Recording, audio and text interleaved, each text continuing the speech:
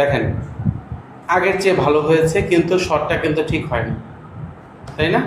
এখানে একটু বলতে হবে যে টিভি ক্যামেরার সামনে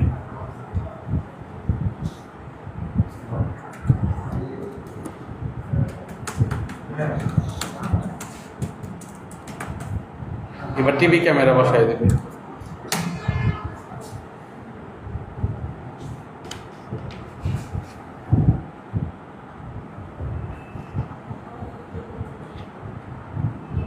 এটা দিয়ে দেখি সে কেমন তৈরি করে।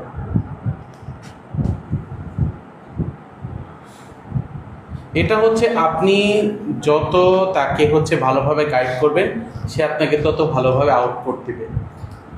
আমার উদ্দেশ্য ছিল হচ্ছে কিভাবে এআই স্টুডিও দিয়ে সুন্দর ছবি তৈরি করা যায়। দেখেন ও কিন্তু ভুল বুঝছে, টিভি ক্যামেরার সামনে বলছি, আমার ক্যামেরাম্যান সহ ছবি দিয়ে দিয়েছে। আচ্ছা যাই হোক, মূল উদ্দেশ্য ছিল হচ্ছে আপনাদের প্রয়োজনের জন্য বিভিন্ন ধরনের ছবি আপনাদের প্রয়োজন হবে ভিডিও তৈরি করতে গিয়ে।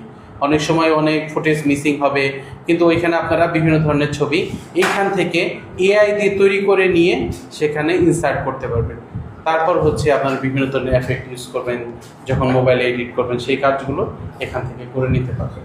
গুগল এআই স্টুডিও দিয়ে আপনারা আপনাদের প্রয়োজন অনুযায়ী যত খুশি তত ছবি তৈরি করতে পারবেন। এবং আপনি যদি কারো ব্যক্তিগত ছবি, আপনারই একটা ছবি দিয়ে তৈরি করতে চান যে এখানে এই জায়গায় আমার ছবিটা বসিয়ে দাও, আপনার ছবিটাও এইখান থেকে যদি আপনি অ্যাটাচ করে দেন, এই আপলোড ফাইল দিয়ে যদি অ্যাটাচ করে দেন, আপনার ছবিটা দিয়েই আপনার ছবিটা তো যে কাঙ্ক্ষিত ছবিটা চান সেই ছবিটাও তৈরি করে দেবেন।